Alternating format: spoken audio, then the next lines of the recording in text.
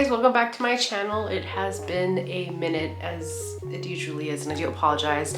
This video was supposed to come out, I don't know, I was hoping for May the 4th or Revenge of the 6th, you know, one of those dates in May, and it is now coming to the end of May or past mid-May. But if you clicked this link, you already know what you'll be watching, but I will be making a Bib Fortuna cake. We first saw him, or at least I first saw him in Return of the Jedi. I always thought he looked super creepy, but we are not doing the Jedi version. We are doing Book of Boba Fett. I do have some opinions about that series, but I will say I do really appreciate the new take on his character, his look. He's obviously living the high life and consuming whatever he wants, whenever he wants. And so in going with my theme as of late of characters who tend to overeat, we are doing a squishy Bib Fortuna. I don't know if there's like a better way, a more non-problematic way to say all this. You know, it's gonna get weird. We always do it kind of creepy and off on this channel, so what better of a character to sculpt? All right, enough talk, let's get started. As always, starting off with a sketch, and just to comment about what I was talking about before, I mean, he's obviously a much bigger creature than he was previously, and that's what drew me to him. I just feel like he's much more fun and interesting on top of being creepy, and that's what made me want to do this project. So apologies if that came off in any type of negative light.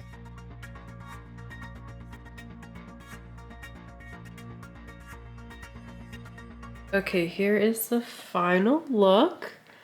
This took me like, God, I don't know, like 2 hours. Probably the longest sketch I've ever done, mostly because I was so concerned about the shading. I usually don't put this much detail into it, but I really didn't want to not do a shading because it looked really empty and bare and weird, and I should practice drawing more anyway. So I'm pretty happy with how he came out. He looks absolutely insane, and that's definitely what we're going for. I was trying to figure out what character he reminded me of, and I realized he reminds me of Handsome Squidward. But yes, I'm working on making the materials, same as any other cake project I do. I mean, whether it's cake or Rice Krispie treat, we always start with a batch of modeling chocolate. It takes the longest to set.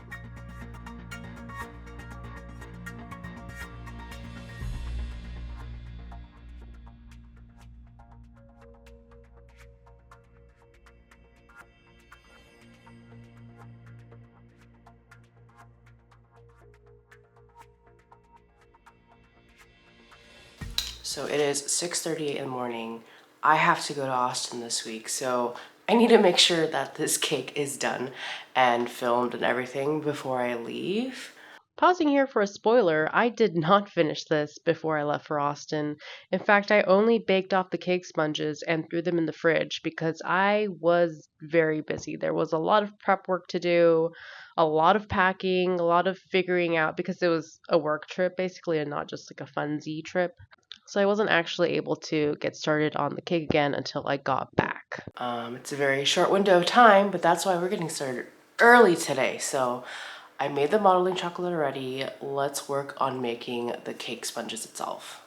When making cake sponges for any of my projects, I always use these 6-inch pans. I feel like they're narrow enough to give me as close to a head shape as possible when they're stacked. Like if I use like the regular standard 9-inch, at least I think that's the standard measurement, it's just too wide. I have too much like cake waste.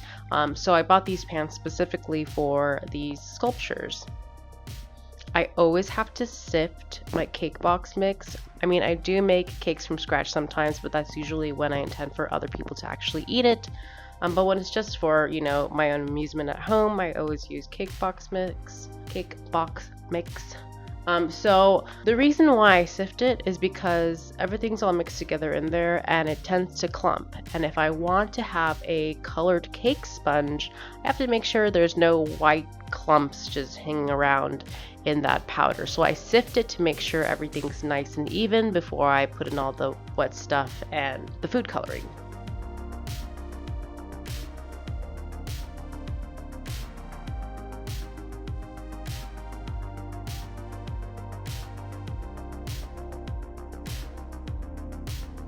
It has been a minute.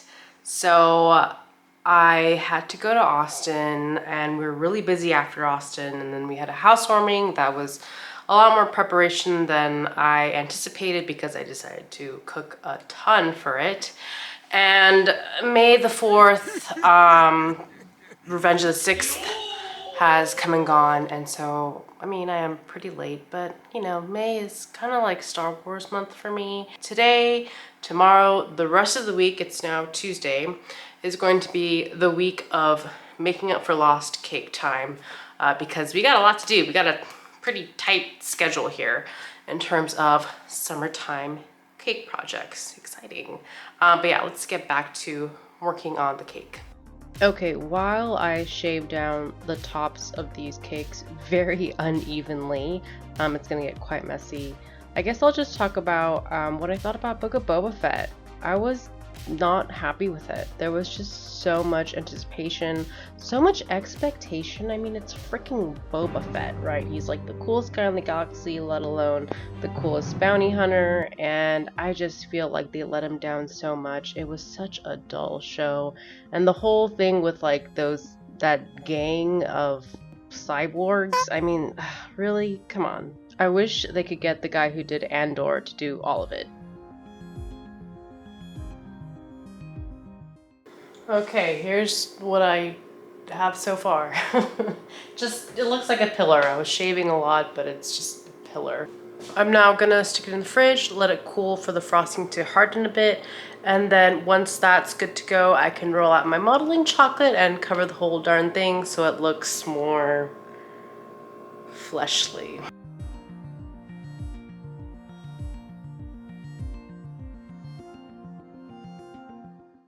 Next day, hello. You know how like he has those big tentacle dealies coming out of his head?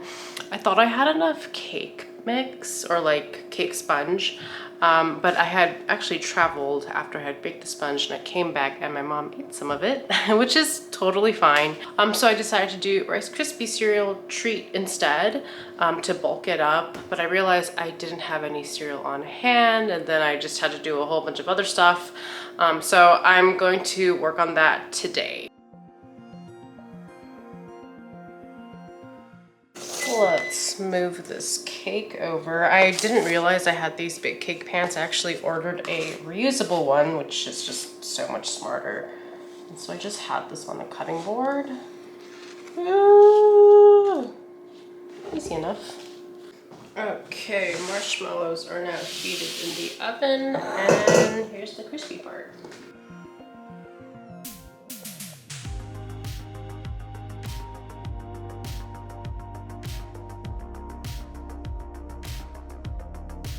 And now to attach, of course, using Crisco, like vegetable-based Crisco, to grease up my hands so that the Rice Krispie treat does not stick.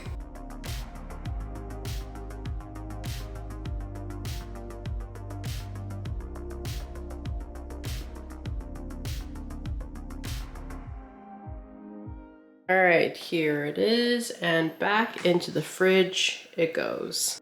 So with that white modeling chocolate I had made closer to the beginning of the video, I mixed it with some pink modeling chocolate I had already made on hand for a previous project, put a few squirts of yellow food coloring to make it a more realistic skin tone, and now I'm rolling it out and putting a thin layer over the entire cake.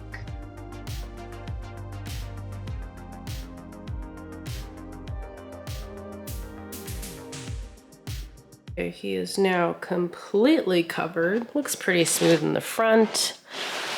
The back, not so much, but it's okay. I'm definitely gonna clean him up. I didn't use any tools or anything like that to smooth him. But I'm gonna go ahead and start building up the actual shape of his features because it's pretty much a blob right now.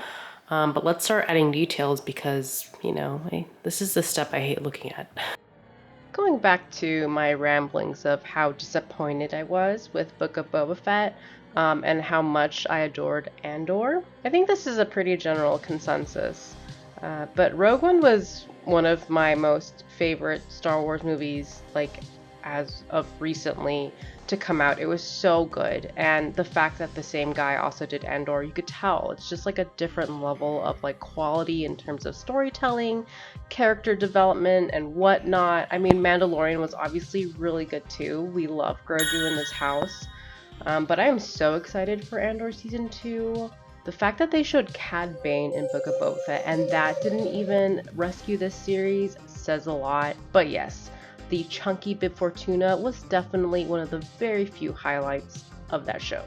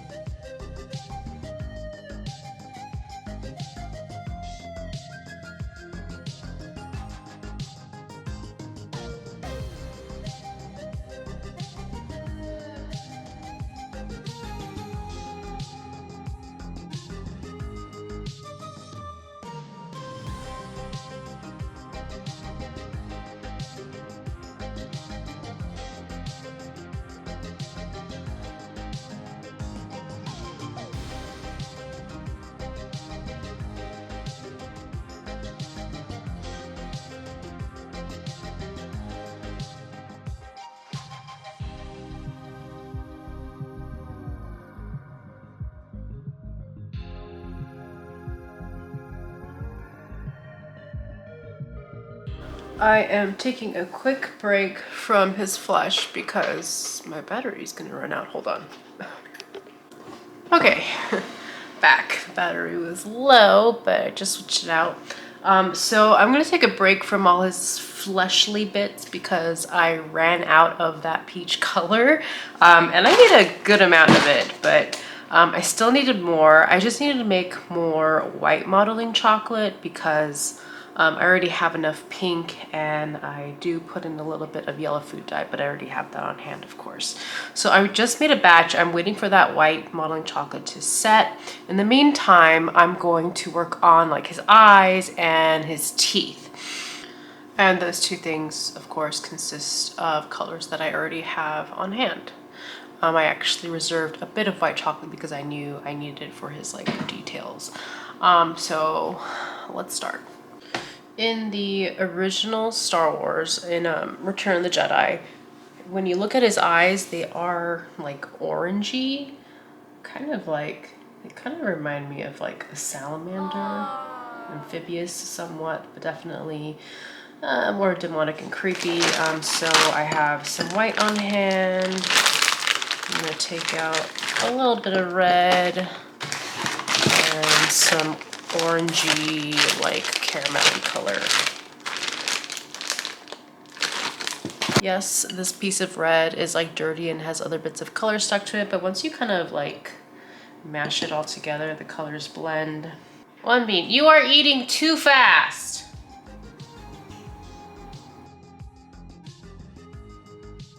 Let me know in the comments if you're excited for the new Acolyte TV series that's coming to Disney Plus. Of course, another Star Wars TV show. I'm pretty interested in seeing it.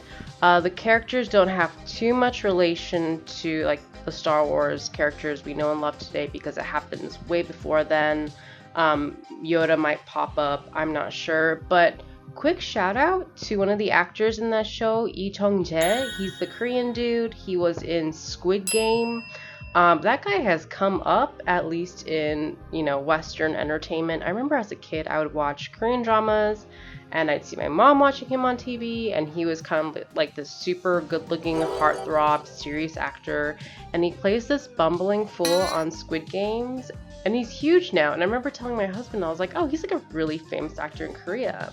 And he's super, like, I'm pretty sure he's a model, and he was just like, this guy? Which pretty much shows his acting chops.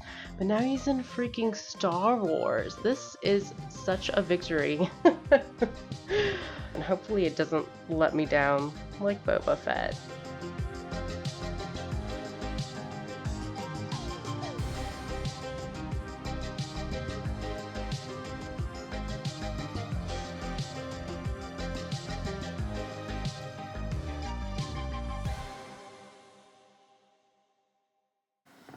Turning the light on. Let's give this guy some eyelids. Enough of him looking absolutely crazy. He looks like what's his name? Judge Doom. Yes, he looks like Judge Doom when it's revealed that he's a toon, which is another project that I definitely want to do. But yeah, eyelids.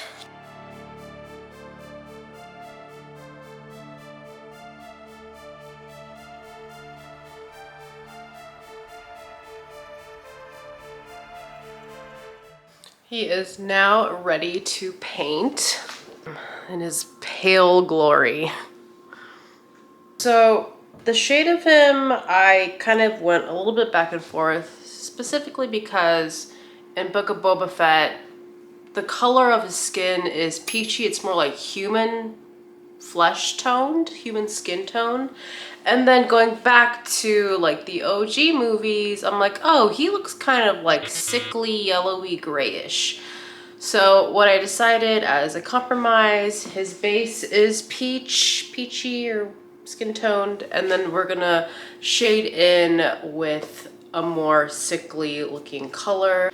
I think I'll work with these colors. Like if I look at the reference picture, you do see obviously browns, grays, and a bit of green as well, and then some yellow to go on top of this guy. Before, after. I mean, in terms of like timeline, this is technically the before in terms of this project. Right when I started painting, I was like, oh my god, it looks like seagull poop. But then I realized seagull poop is the color I'm going for. It's such a light layer that I'm painting on. It's really just to give it an accent. I won't show too much of it because I kind of like to do like a big reveal as always. But yeah, this is always what makes the project pop. This is what brings it to life. But this is the part where I'm just like, all right, I did it. It's the final touch and it really brings the whole ring together. And here is my Bib Fortuna.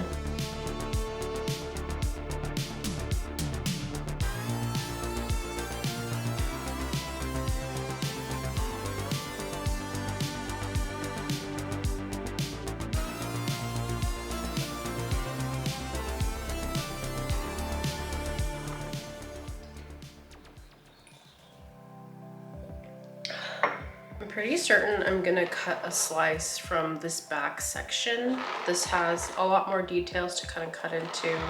And this is just one single layer of modeling chocolate. So I think it would offer just a cleaner cut. And of course we wanna save the integrity of this beautiful mug.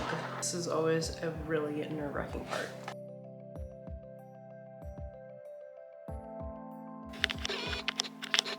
Ready for my close-up, Mr. DeMille.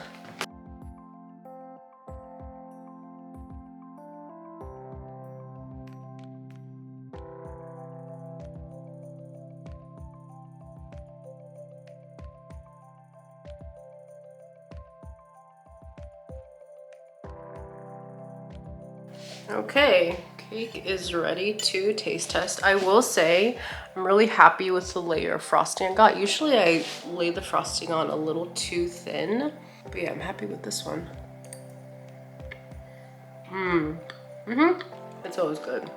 Another thing to improve on, the modeling chocolate layer falls off a little too easily.